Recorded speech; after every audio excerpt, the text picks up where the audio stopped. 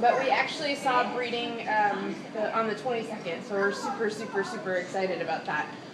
Because these guys are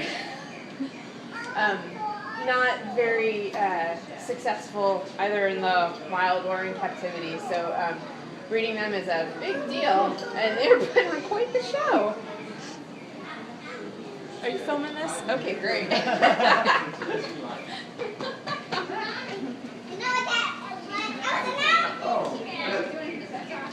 So one of the ways that we knew that she was actually getting ready to be receptive is they have scent marking ability. They have your normal anal glands like your dog or cat, and then they have glands in their feet as well. And so we noticed that she was particularly prolific with her marking. And then they're one of those just randomly weird animals where they have all these very specific requirements, and apparently the new moon is one of those requirements, and that was on the 21st. So, but these guys, they're adapted for living in cold weather. They're usually found basically the Himalayas, so like India, through China, up at high altitude, and because of that, because they're usually receptive this time of year when it's kind of chilly. They're basing it off of when the daylight starts to get a bit longer, and then they all have their cubs between like June and August, so that they have it at the warmest time of the year. So that's why we're kind of like we're amused that they're following the calendar like so precisely, but. But usually the female is actually only receptive for a very short period of time. And they think that they can do like not only induced ovulating like cats do, which is where you have to have a male present for the female to even ovulate, but they also think that they can do delayed implantation so that they can make sure that if they do happen to find each other, that even if it's in January and she knows she doesn't want to have the offspring until it's appropriate, they can just kind of delay it when it first happens, and then once the weather gets a little bit warmer, go ahead. But these guys are they're pretty elusive. Their numbers aren't really we're not really sure in the wild how many there are, but the estimates are pretty low, and even in captivity there aren't very many of them. And they're pretty hard to spot. I know that you'd think that you could see this big orange ball of fluff, but up in the treetops, when you're looking at their underside, it's completely dark, and they actually match. There's some like red and white lichen and fungus that grow up in the trees where they are. And these guys are being very active, which is not normal. They're wrestling.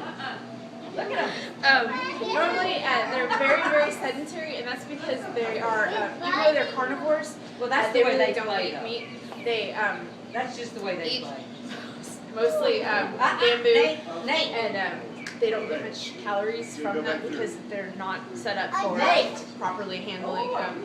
They're not herbivores, so they can't break down the cellulose. So they're very, very sedentary usually, and you usually see them up in the tops of the trees and stuff. So if they're startled, they will always go up. They're not very confrontational animals. They're gonna run away. Oh, she's like, I'm done with you. Okay. And usually they totally ignore each other. They're very solitary in the wild. They would have a very large range, and they would not usually encounter each other, which is why they have those scent glands, because it's going to be totally based on like chance that they would pass each other. Sorry, do you guys have any questions about them? I keep getting sucked into the very entertaining. It is.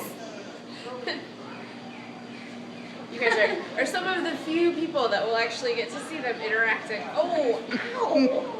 That's your ear!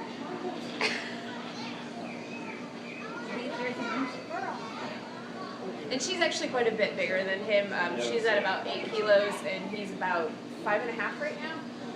So they tend to trim down a little bit during breeding season. And he's actually got a little bit, if you look at his tail, he's lost some hair, which is also very common for breeding season. And they actually are only usually active in little like bursts. So this is usually one of the bursts when they're active. They'll get active again around 2:30.